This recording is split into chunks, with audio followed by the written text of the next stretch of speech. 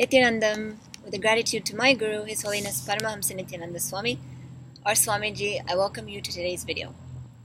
In today's video, I wanted to share a very funny incident that happened to me several years ago when I was volunteering at the Nithyanandeshwar Hindu Temple in Los Angeles, just to highlight to people who are thinking about taking the jump for sannyas, but they may have hesitation about the culture, Indian culture, or being a practicing Hindu, what it's like coming from a space where you know nothing about Hinduism. And I'm telling you, I was that person.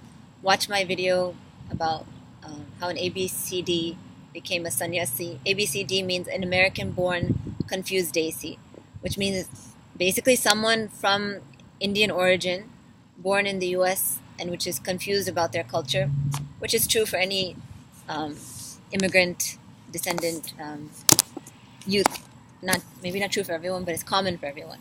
So I could identify with that in the sense, yes, I was American. Yes, I was also Indian, with my parents being from India.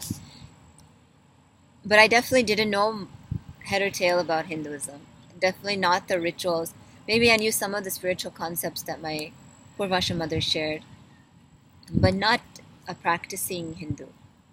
So I was put in a situation where we had, it was a Chitra Nakshatra, which is Swamiji's birth star, according to the Vedic calendar, and which is celebrated on a monthly basis. And at that, you're supposed to do Abhishekam to Swamiji's deity or Murti. And at that time, it was, I think it was around midnight. So we had a brahmachari in the temple, and he was supposed to do the Abhishekam, but he fell asleep. And instead of waking him up to do it, the other sannyasis, volunteers were like, okay, Dhyanatma, why don't you do it? You're still wearing a sari, because you have to wear traditional clothing when you do these rituals. And I was still wearing my sari. We had been up and I hadn't gone to sleep yet. So I was like, okay. So, it's not that I hadn't done any ritual to that point and been training a little bit, but I was definitely not the person that would be representative doing rituals. And so I was happy if other people did it. But because no one else was wearing their sari, I did it. And I had help from everyone in the group. So the whole thing they video recorded. So I offered the water, the milk for the Abhishekam, and then did the arti by ringing the bell and showing the arti to the Swamiji's Murti. This was all recorded. Little did I know that this was shared with my sister Sannyasi, Nanda Swami. And little did I know she shared this with Swamiji. And she showed the video to Swamiji. And there's two things that I remember that Swamiji said that Jnanatma Swami conveyed to me. And one was, Swamiji said, this proves he is an incarnation. If Dhyanatma is doing Abhishekam, this proves Nityananda is an incarnation. So that shows you how big the transformation was for me. Meaning where I was, and just the fact I'm doing Abhishekam showed you where it was before and how much of a jump it was. And the second thing is that I remember, Swamiji said to Jnanatma, at least she can ring the bell. So I was very happy that I could ring the bell. So that's all really I remember from that whole situation. That Swamiji said I could ring the bell. Now the point is that it doesn't matter what you already know or don't know. You could be a Hindutva. You could be someone who learned all the rituals and pujas properly.